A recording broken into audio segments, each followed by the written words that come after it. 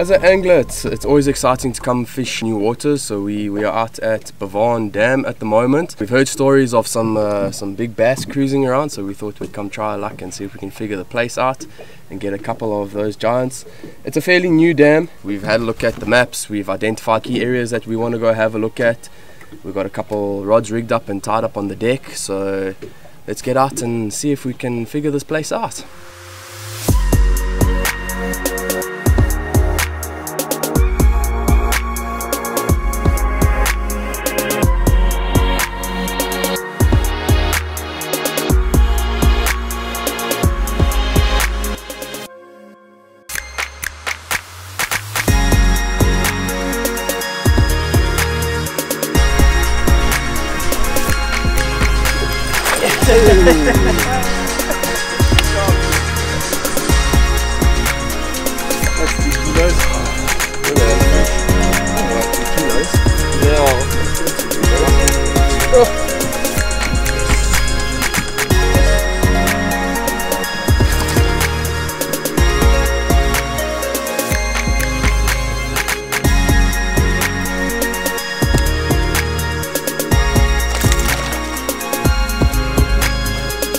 Bridget taking far.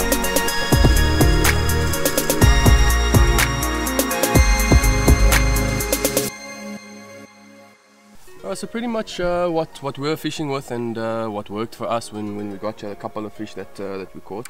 We were throwing a few jerk baits. Obviously with the amount of bait fish that's around at the moment, we thought we'd use a little jerk bait presentation. So this particular one, the fish that I caught was on a little white Berkeley jerk bait.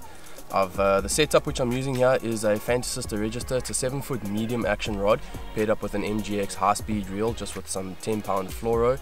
It's important to use your softer action rod with jerk baits just to get the cadence of your lure to really work for you, as well as, you know, when you hook those fish, just because of the trebles and that, and sometimes they really do smoke it, you just want a tip that's going to absorb that energy from the fish when he chokes your bait, just so you don't get hook pulls or anything like that. Setup that Duncan was using, and which proved to be successful for him, was just yet again also another little bait fish imitation, which was a nice little Berkeley dredger crankbait in your shallower runner series, paired up with a Revo X crank reel, so your Revo X winch, as well as a Veritas crank rod. That's also it's very important when you're fishing crankbaits, is to have a very sensitive rod. You want something that's got a nice soft tip, so you can actually feel that crankbait running through the water. A lot of times those fish, they'll swim up with the crank and he'll just mouth it and you won't even know. Now with a nice sensitive rod, you can actually feel when that crankbait stops vibrating. Normally when it stops vibrating, that's when the fish has grabbed it, or if you're fishing through grass and that, if you get grass on your crankbait, you'll feel your crank's going to stop vibrating, then you know that something's not right, and you can obviously reel it in, get the grass off, or otherwise set the hook and get those fish that you would never really feel fishing just a normal rod. Then just another setup on the jerkbait which Duncan was throwing. Yet again, obviously your Berkeley jerkbait in just a slightly different color. The water is a bit off, so we're using something just with a little bit of color just to help the fish find that bait. Then Duncan's fishing it on a 7-foot medium Premier Fantasista Premier rod with an ALX high speed as well.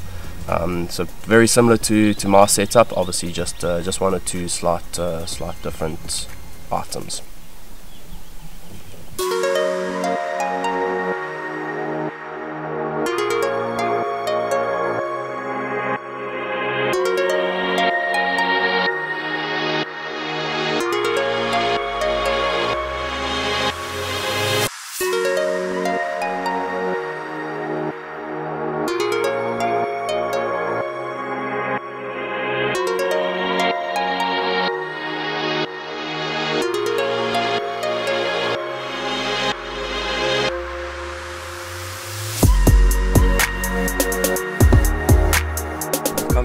To the end of our trip here at Bivane.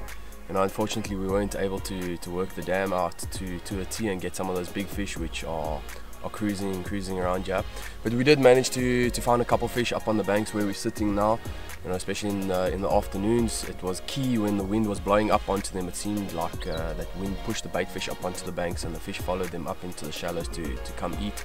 We have managed to find that there are a lot of bait fish around at the moment. There's just schools and schools and schools of little bream.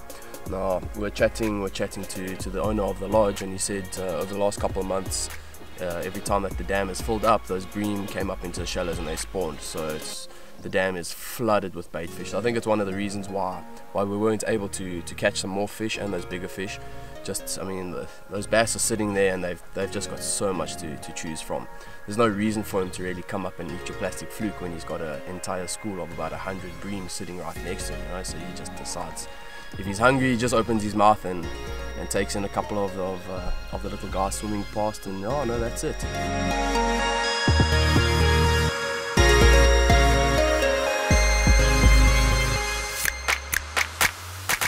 Such a beautiful dam, and it's something spectacular. It's always nice to come to a new venue, fish new waters, and experience new places. You know, it's always nice to try and figure out a dam that you've never fished, especially with good company. You know, the guys from the Bass Angler. It's been fantastic being out on the boat with them.